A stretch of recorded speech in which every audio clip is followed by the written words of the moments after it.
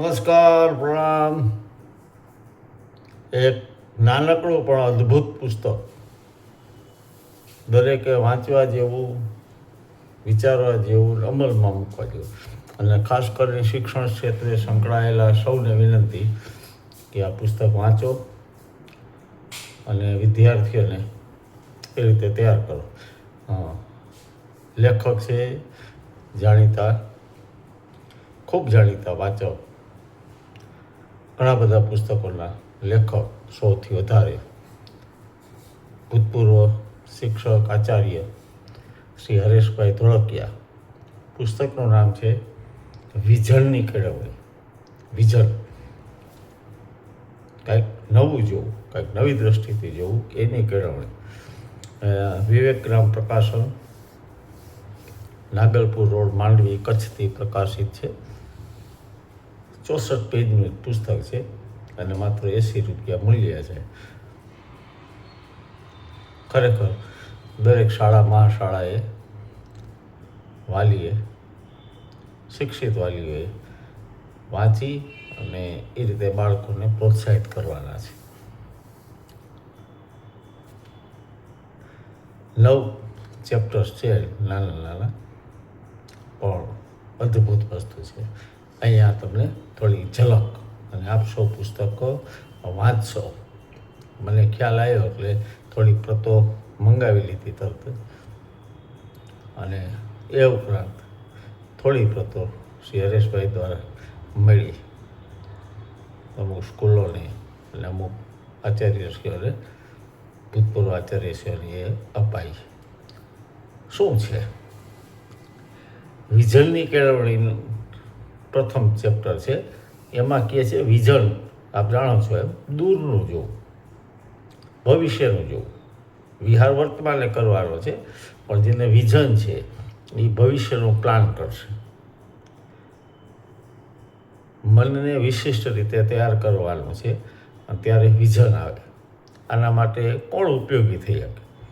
તો એક ઉત્તમ લોકોનો સહવાસ, ઉત્તમ પુસ્તકોનું વાંચન, અને જે લોકો સફળ થયા છે એવા લોકોનું અવલોકન. તો એ વિઝન ખીલવવામાં મદદરૂપ થાય. બીજો લેખ છે, એનું શીર્ષક જ એવું છે કે એક સારા સમાજ. ઘણા બધા ખરાબ સમાચાર આપણે સાંભળીએ છીએ, પણ એક આ સારા સમાચાર એ છે કે આપણે વિચારી શકીએ છીએ. હજી છેલ્લે શબ્દ લખ્યો છે, હજી આપણે વિચારી શકીએ છીએ. હજી વિચાર શક્તિને લીધે આપણે કોઈ પણ કઠિન પરિસ્થિતિ પણ બહાર નીકળી શકીએ, જો આપણું પૂર્વગ્રહોથી મુક્ત વિચાર હોય તો. અને આ વિચાર કરવાની કળા સાધ્ય થાય તો એક પ્રકારની તટસ્થતા આવે. આના માટે આપણે પ્રયત્ન કરવા પડે. એની અંદર ઉદાહરણ સાથે સરળ ભાષામાં સમજાવી છે. ત્રીજો લેખનું શીર્ષક છે પ્રતિભાની કેળવણી. પ્રતિભા એટલે લેખક કહે છે કે તેમની હાજરી માત્રથી જગત થંભી જાય. બધું એમની ઉપસ્થિતિમાં વ્યર્થ લાગે, છવાઈ જાય. લતા મંગેશકરનું એક ઉદાહરણ આપ્યું છે એમને. પ્રતિભાશાળીની ખૂબી હોય છે કે હજારો લોકોની વચ્ચે પણ એ અલગ તરી આવે, પ્રેરક બની રહે. Socrates, Jesus Christ, newton, Michael Angelo વગેરેના નામ લેખકે લખ્યા છે.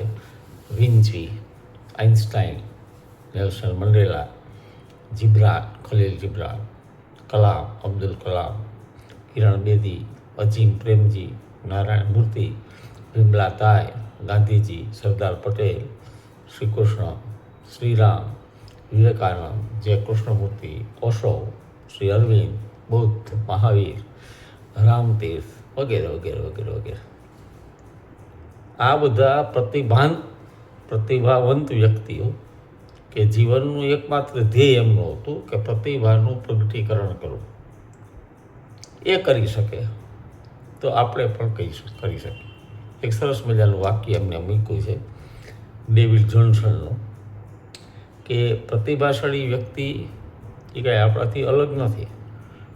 they do not do different things but they do things different. જે કાંઈ કરો એને વિશિષ્ટ રીતે કરો. પ્રતિભા એટલે સાધારણ બાબતને અસાધારણ રીતે કરવી. લેખક સરસ કહે છે કે હવે શતાયુ ભવ દીર્ઘાયુ ભવ એવા આશીર્વાદ વડીલોએ આપવાની જરૂર નથી. હવે એવા આશીર્વાદ આપવા કે પ્રતિભાવંત ભવ. પ્રતિભાશાળી લોકો અંગત લગભગ નવલકથા આપણે વાંચી હશે તો આને તમે વધારે સમજી શકશો. પછીનું ચેપ્ટર છે એનું શીર્ષક છે 99.5. 99.5 હજી 5 અંશ ખૂટે છે. હું તમે આપણે બધાએ 99.5 છીએ, પણ જ્યારે બાકીનું 0.5 છે એ ઉમેરાય એટલે માણસ વિશિષ્ટ થઈ જાય. ઉદાહરણ આપ્યું છે ગાંધીજીનું, અને આપ જાણો છો કે જ્યારે આફ્રિકા જતા હતા એમની સાથે જે ભેદભાવ થયો,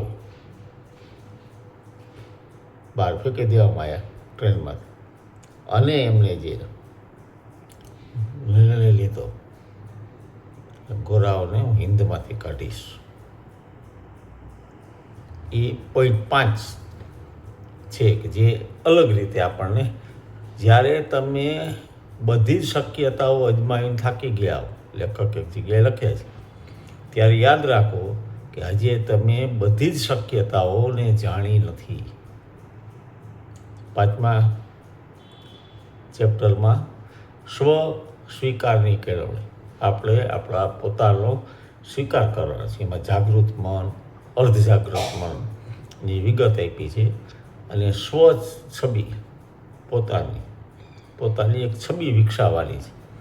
મનોવિજ્ઞાની પ્રેકોલી લેકીનું એક વિધાન છે કે જે લોકો સફળ નથી થતા તેનું કારણ એ નથી કે તેમનામાં શક્તિ ઓછી છે, પણ કારણ એ છે કે એમની આત્મછબી નિષ્ફળતા પ્રેરિત છે.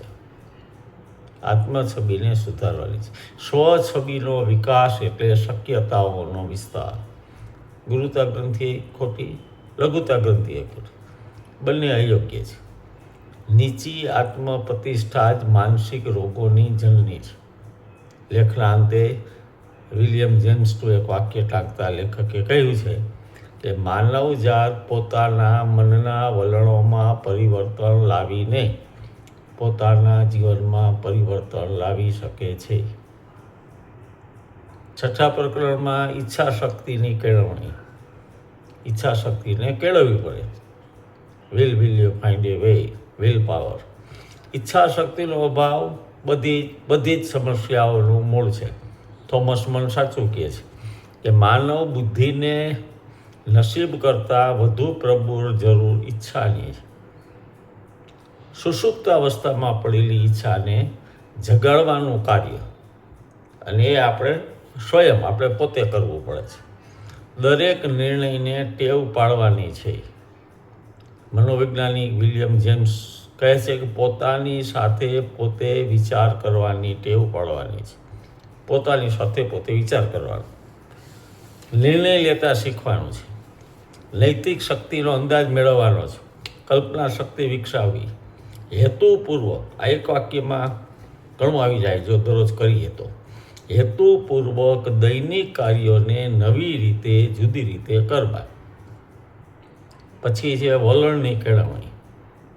કુશળતા પૂરતી નથી, એટીટ્યુડ, વલણ જરૂરી છે. બહુ સુંદર રીતે લખ્યું છે. પછીનું ચેપ્ટર છે रुकना मौत की निशानी. रुकना नहीं है, आगे चलो, आगे चलो, आगे चलो. સ્પેન્સરની હુ મૂવ્ડ માય ચીઝ પુસ્તકનો ઉલ્લેખ કર્યો છે. ગુજરાતીમાં પણ આ જ નામે પ્રસિદ્ધ થયેલ છે અને મળે છે. આપણે કદાચ વાંચવી પણ હશે, વાંચવી જોઈએ છે. છેલ્લું ચેપ્ટર છે નવી સદીને માણવાની તાલીમ. નવી સદી છે, નવી ટેકનોલોજી, તો એને કેવી રીતે માણવું, એના માટે વિચાર કરવાનો છે, વલણ કેળવવાનું છે અને નેતૃત્વ લેવાનું છે. થિંકિંગ કરવાનું છે, એટીટ્યૂડ બદલવાનો છે અને પછી એનું લીડરશિપ લેવાનું. બહુ સારું પુસ્તક છે, એક જ બેઠકે વાંચી જવાય એવું છે, પછી વારંવાર વાંચવા જેવું છે. ફરી એકવાર વિનંતી કે આ પુસ્તક સૌ મંગાવજો, વાંચજો, વહેંચજો. ભેટમાં આપવા જેવું પણ ઉત્તમ પુસ્તક છે. ધન્યવાદ શ્રી હરેશભાઈને અને વિવેકગ્રામ પ્રકાશનને આવું સુંદર પુસ્તક પ્રકાશિત કરવા બદલ. પ્રણામ, ધન્યવાદ, જય અરુણાચલ.